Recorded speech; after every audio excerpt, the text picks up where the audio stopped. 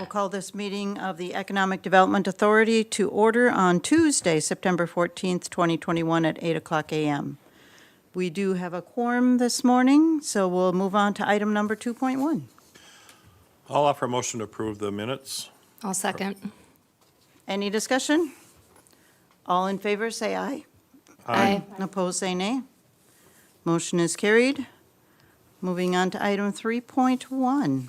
Heather. All right, good morning, Commissioners and Madam Vice President. You have the reports before you for all of our programs. I'll just point out a few items for you. Note under the Homebuyer Assistance Loan Program, one loan closed during the month of August in the amount of $6,900, and another loan is pending in the amount of $10,000. We're just waiting for them to finalize their closing date. They're thinking late September, early October, so that one's been pending for a while. Under the Get It Ready loan program, we have two loans pending, one in the amount of $9,000 and one in the amount of $26,000. And under the multifamily rental rehab loan program, we received an application last month. It was approved and it has closed in the amount of $50,000. So our programs continue to be active. Note under the rental properties, last month you approved a lease agreement for the social food truck. At that time, they had indicated to us they just wanted to store their truck. After I called to let them know that was approved, they indicated they did want to sell food now. So rather than the lower rental amount of $100 for storage, we went with the $150 that we're charging Ted Bergstrom for his food truck because he sells food there. So We should probably have a motion to that effect, because we had to do that for the other group. During the last meeting, you said if they sold food, we can up it to that amount. Yep, I now remember that. Yep, thank you. and that is everything that I had to point out, unless there's any questions. Bed bugs. We can talk about that when we get to the public housing claims, because there are costs on that. I did have a question. So when concessions are sold at the ballpark or other places, they pay the city a percentage of those sales, correct? Yes, they do. Does the social and does Mr. Bergstrom pay a percentage of their food sales from renting, leasing, whatever city property? No, they don't. Should they? That's up to the EDA to determine that, because EDA owns that land, not the city. Oh, okay.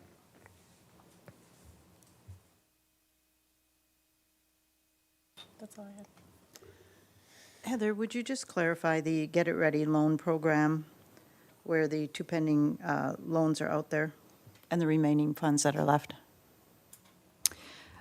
Yeah, the loans that are pending have already been taken out of the available funds. So the available funds of $30,962.80, that is the amount that's available for future applications. Is that the question you had? Thank you. Thank you.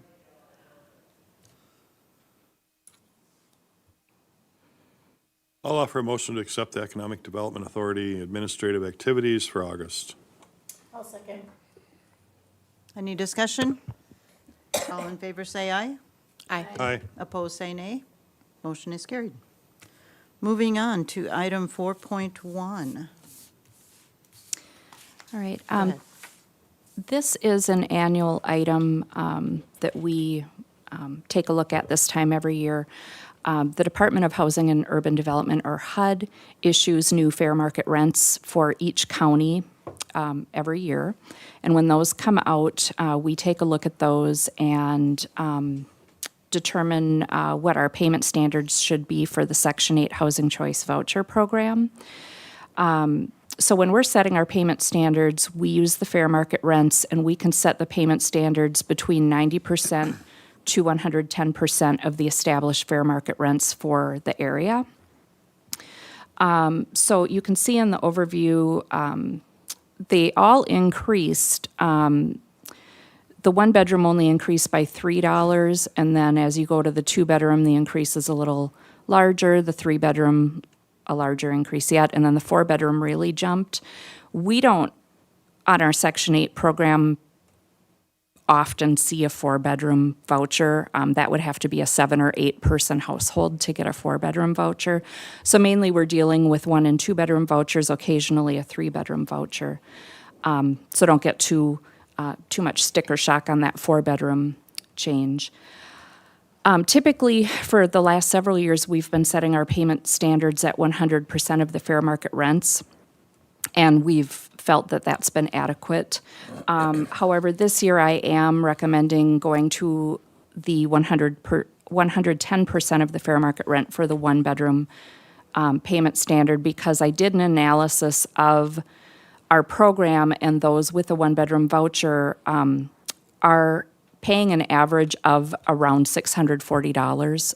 We've really seen rents in the area go up, and a lot of the people on our program do have the one-bedroom voucher. So in order to keep their housing affordable, I am recommending going higher on the payment standard for the one-bedroom voucher. So I'm proposing $647 for the one-bedroom payment standard, $757 for the two-bedroom payment standard, $975 for the three-bedroom payment standard, and $1,215 for the four-bedroom. If there are any questions on that, I'm happy to answer that. These would be effective November 1st. I just have a question. The one bedroom says 589 or 586, and it's 687, 647. 47? Mm-hmm. So, That's because I'm going to the 110% of the fair market rent. the fair market rent? So the fair market rent is 589, and I'm recommending going to 647 for the payment standard. Yeah. Yeah, it seems like a big jump, but I guess it's, Yeah, but in looking at, like I say, those on our program that have a one-bedroom voucher, their rent is averaging about $640 for a one-bedroom in Brown County. Keep in mind, too, the fair market rent is not only rent. That includes tenant-paid utilities, so it's really the gross rent of the unit. So when we say rent, it's kind of misleading. And a lot of tenants do pay at least electric, if not electric and heat. So you have to factor that into the fair market rent and the payment standard as well. do you think you'll see an increase then moving to the two-bedroom? Well, we are increasing, so if you look at that should say 2022 on the top line for the fair market rents. I'm sorry, that's probably causing some confusion. So the second line, the 2021 fair market rents, shows what we're using now, and that is also what we're using for the Section 8 payment standard, because we stayed at 100% of the fair market rents last year. For the upcoming year, the fair market rents increased slightly, and I'm going with those new fair market rents for everything except the one bedroom. I'm proposing increasing that. Did you do that analysis just for the one bedrooms, or did you do any comparison? No, I for looked at two-bedroom? everyone on our program. We have to make sure that that people on our Section 8 program are paying 30 to 40% of their income for their rent. And as people are on the program and they're in the same unit year after year, and there's been rent increases over time, and their income changes over time, we look at that every year when we're looking at changing our payment standards to make sure that we're in line and these units are still affordable for our voucher holders. Well, I'll offer a motion to adopt the new payment standards for the Section 8 Housing Choice Voucher Program. I'll second. Any discussion? All in favor, say aye. Aye. Opposed, say nay. Motion is carried. Moving on, item 5.1, public housing flat rents. Heather? Okay, so this is another similar item that we just talked about for the Section 8 program, but we're switching gears now to the public housing program. When the fair market rents come out, we look at our flat rents for our public housing units. Here, I did get it right. The top line says 2022. And compared to the 2021 fair market rents. So in the public housing program, families pay 30% of their adjusted income for rent and utilities. And we look at these on an annual basis when the fair market rents come out. Families on the public housing program have the choice of paying flat rent or income-based rent. Most of our program participants pay income-based rent, but if their income has gone up over time, we usually have one or two a year that are paying that opt for flat rent because income-based rent would actually be higher than the flat rent. So it's kind of like a cap, the most we would charge. So I'm proposing increasing these to keep them in line with the fair market rents. I guess the idea in my mind is if they can afford to be out in the private market, they have the option to move, so I want to keep up with private rents so that they have the option to move and go into the private market and open up the public housing unit for someone who actually needs the rental assistance. So, it's their choice. They can pay the flat rent and they can stay, or they might say, I could get something cheaper out in the market, they might move.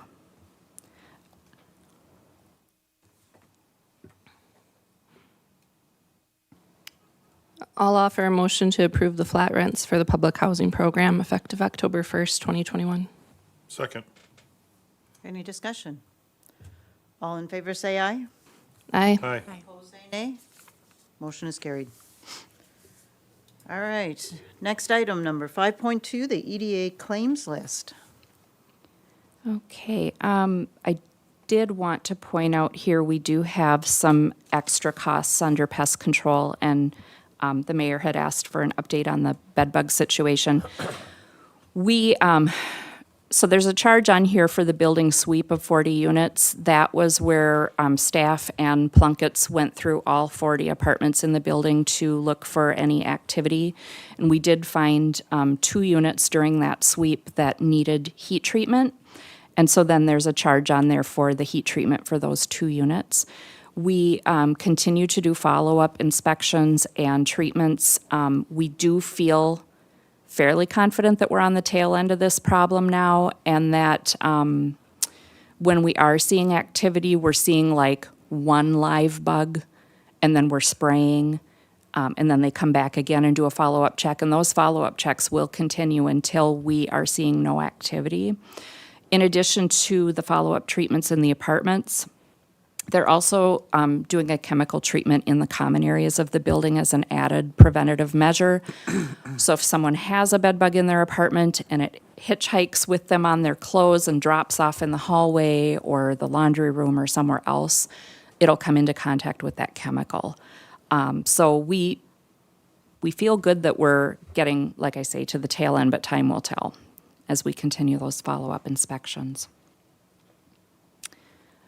Other than that, we did replace a washing machine in the Broadway House laundry room. It was an old Whirlpool washer, and it needed repair, and the cost of repair wasn't worth it. We went ahead and replaced it with the Speed Queen. So now all of our washers over there are Speed Queen, and those are commercial washers, and they've worked really well for us.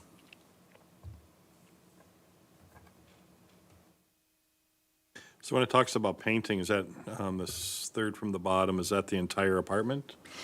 Yeah, apartment 310 was a 2-bedroom unit, and that unit needed primer and 2 coats of paint, and the tenant was charged for some of that additional cost. And then 106 is a 1-bedroom unit, so that was normal. Thank you. With the treatments and the folks displaced, did we have to help a lot of people, in and out, or was it just the units being treated, that, like with the heat treatments? When an apartment receives a heat treatment, the tenant cannot be in the apartment for about 8 hours. They start at 7 in the morning. Well, it's more than 8 hours, really. They start at about 7 in the morning and they wrap up around 5. So they're in there all day doing the heat treatment. And it's so hot in there, it wouldn't be comfortable for them to be in there. So they just either go to a friend or family's for the day, or go down to our community room where they can be more comfortable. And then once the apartment cools off, usually sometime that evening, they go back in there. So they're not out of their apartment overnight. It's really just that day.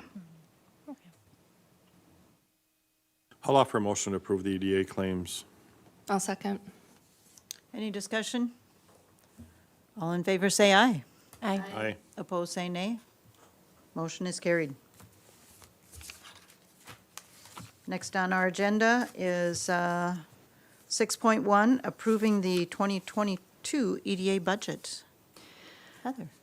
Okay, I don't have a lot of control over this budget, really. The tax levy is set at the maximum allowed by statute, and has been for many years. And then a majority of this budget is costs for staff wages and benefits, which is set by the city. I did, however, want to point out that we are budgeting $20,000 for a comprehensive housing study to be done in 2022. That was last done in 2017, and we've been trying to keep those up to date every 5 years, so we're due for another housing study.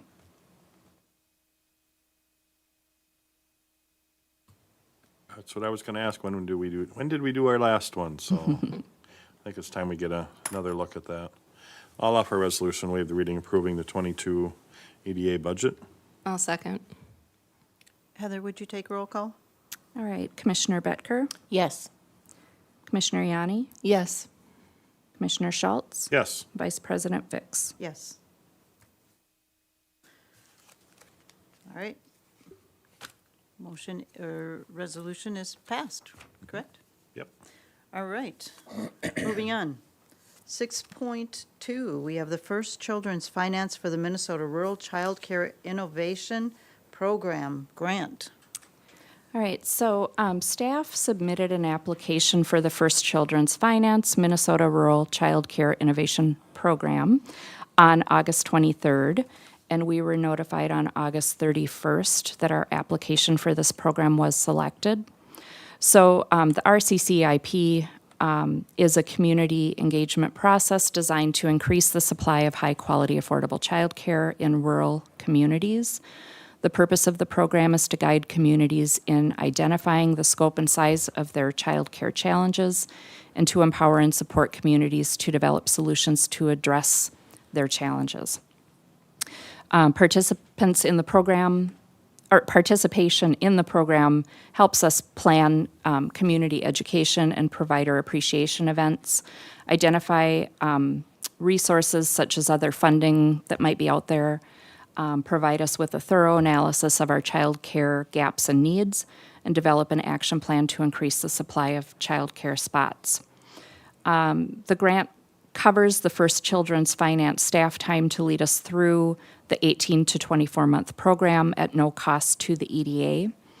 And I just wanted to point out one of the things they talked about in the webinar prior to the application is that the return on investment is $12 to $16 for every dollar invested in early childhood education.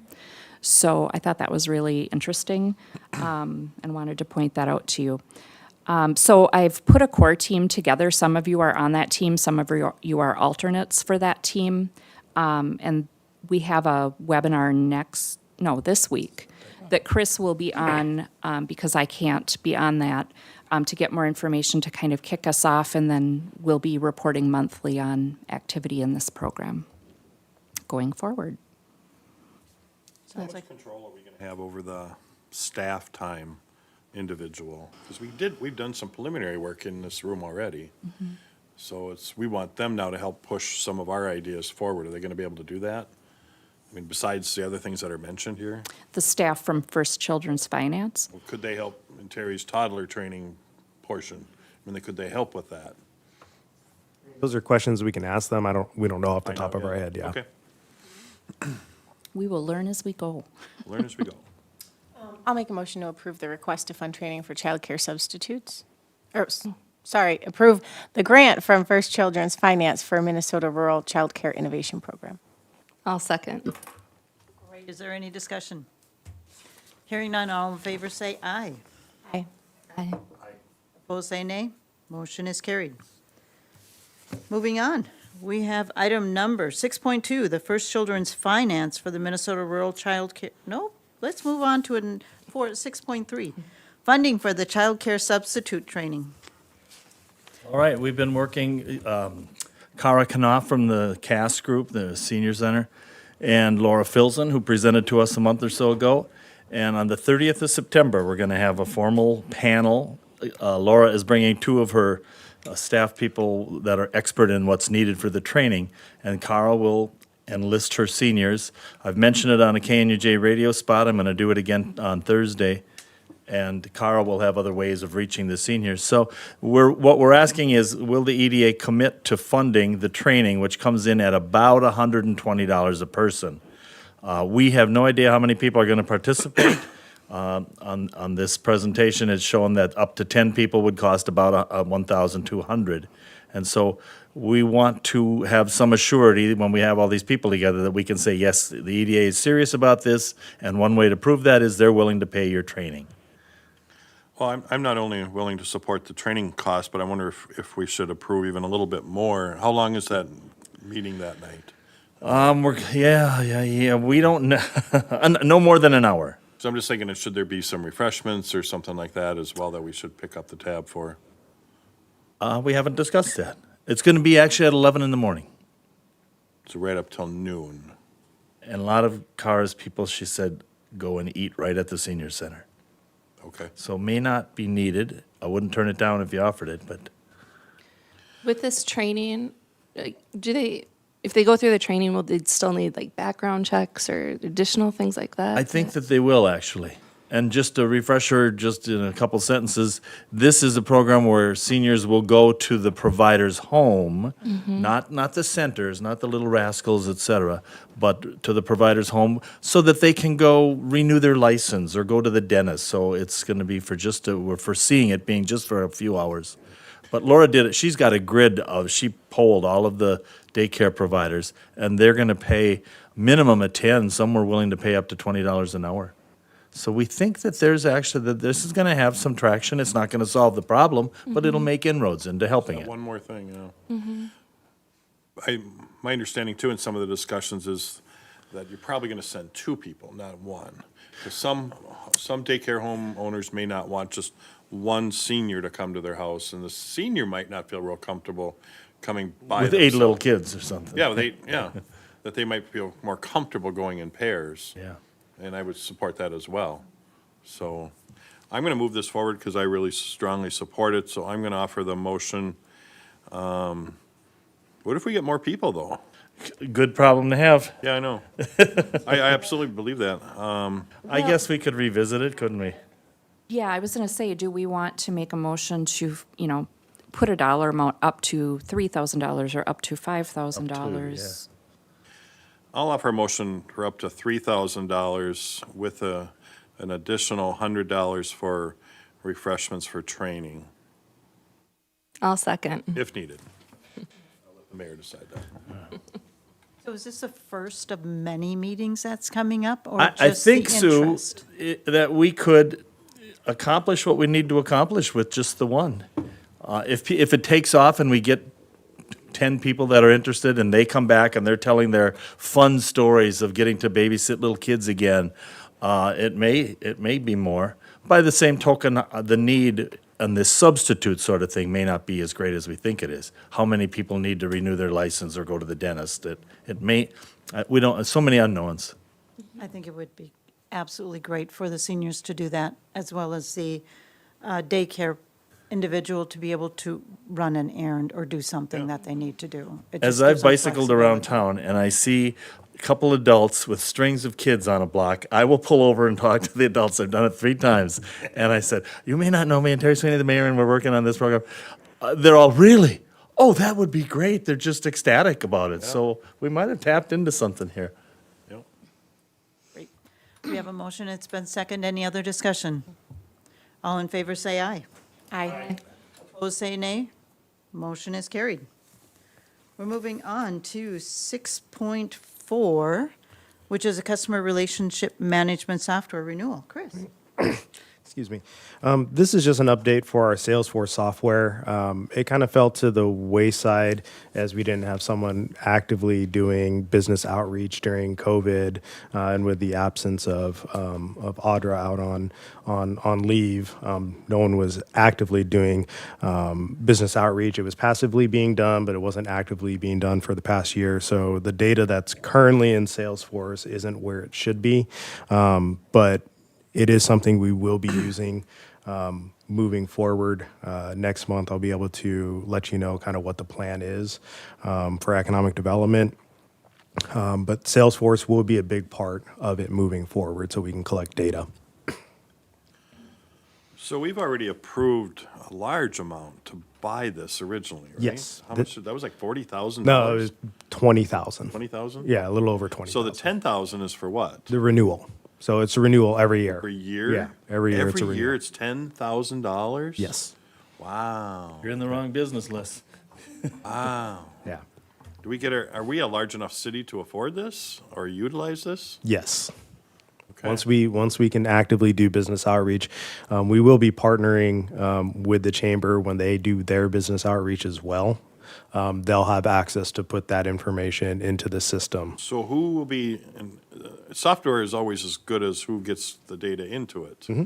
So who's going to be responsible for all the data entry? So it'll be anyone who does business outreach or has business contact within the city. Well, that's so right, if you it's- talked about that once before. Yeah, so it's that Anybody can myself. go in and say, Yep. hey, we got some interest in X company and they want 10 acres of land or whatever. So, the good thing with Salesforce is we will be able to put leads in there as well, because part of economic development that no one sees is, we can sit here and talk to 10 different businesses and get them to a certain point, and then those businesses just drop off for whatever reason. I don't want to do the business anymore, and it looks like it's just wasted time, but we can document like, no, we spent these time getting these businesses to here, and for whatever reason they just didn't pull the trigger, and so we'll be able to track all that within Salesforce. We'll be able to know, like if Heather goes out and talks to a business, she can look to see if anyone else has talked to that business and what they talked about, so you don't hit them with the same points over and over.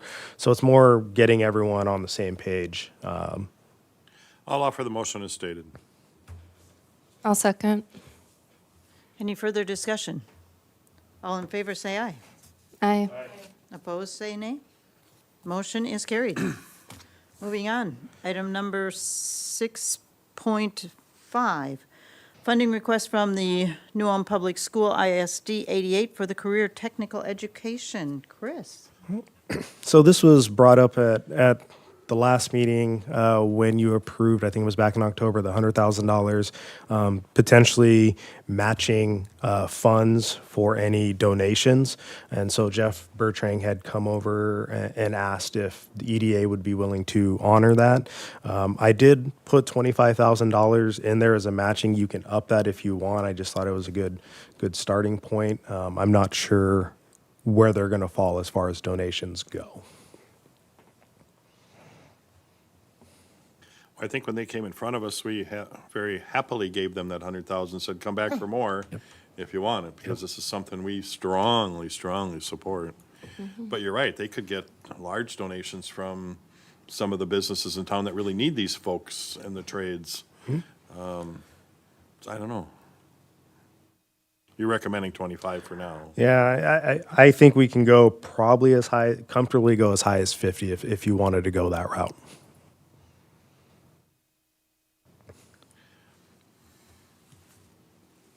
I'm thinking to do 25,000 now. I mean, if they get to the point where they're still needing funding or fundraising, they can always come back and ask for more. Okay. I could even see more than 50 at some point, because I think this is so important for what we do at this table and what our purpose is. So I agree with you. Start out at 25 and tell them to come back if they need more. You want to make the motion, or? Yeah, I'll offer the motion to approve funding the matching request up to 25,000 for the I'll second. CT. Any discussion? I think it's a good thing. Let's, all in favor, say aye. Aye. Aye. Opposed, say nay. Motion is carried. Moving on to item number 7.1, the Economic Development Activity Report. Chris? Excuse me. Kind of the major things of note, we've kind of already touched on with the Families First, childcare assistance. We also met with Smith. Heather and I met with Smith, Jeff Andrews, to talk about childcare, and he actually helped look at our application before we submitted it. We finally did close on the burning diesel loan, so that's up and ready to go. And then still working with Hanska Co-op for the reconstruction. I sent them the application. Need to follow up to see where they are with that. And we are kind of in the final stages of the business that is potentially going to open out at the Airport Industrial Park right behind Walmart. So we're kind of in the home stretch of that. Other than that, those are kind of the major things going on right now. Sounds like you've been busy. Actually, yeah, excuse me. I will touch on, so I did talk with our insurance broker about providing insurance for daycare providers. And while it technically is possible, the daycare providers would have to form an association for a purpose other than just getting insurance. So if they can get together, to form, a support, kind of a support group, support network, they buy supplies together, and we can show that a insurance carrier could potentially look at it. It doesn't necessarily mean that an insurance provider would provide insurance, but it ups the chances. So it's not a dead avenue. It's just a longer road. I know we could look at. Care providers, Yeah. I talked to our county insurance, or city insurance person too, a little bit, well, kind of. Anyway, they were talking about because of the salaries are somewhat low in the daycare world, a lot of the folks, if they do have insurance, are probably doing MNsure. Yeah. So they already probably have some insurance, but what we heard from our colleagues out here is they can't afford it. So the other option then I would think, Chris, is if we can't do this consortium, which is what we thought we could do. Yep. Looks like we can't. Could we do a rebate? They pay insurance, and then we give them a rebate of some sort for the year, for 6 months, for 3 months. I don't know, we ought to make sure we don't create some monster here, but, so maybe I'd like to see that on the agenda next month, to just more discussion amongst us, and maybe have an insurance person here to help us through that dialogue. We can do that. And then the other second part of that, and maybe I'm going a little bit too far, but the third prong that we talked about was helping a new facility expand, which seems to be what we were talking, not a new facility, a current facility expand. So I want to make sure we keep that on the table. So can we make those agenda items for next month as well? Yeah, we can. Okay, great, thank you. That's all I have. I'll make a motion to accept the Economic Development Activity Report for August 2021 activities. I'll second. Any further discussion? If not, all in favor say aye. Aye. Opposed, say nay. Motion is carried. There being no further business, thank you very much, Heather and Chris and Mayor, for presenting today, and for those coming in attendance, and we will call this meeting adjourned. Good job, Susan Fix. Thank you.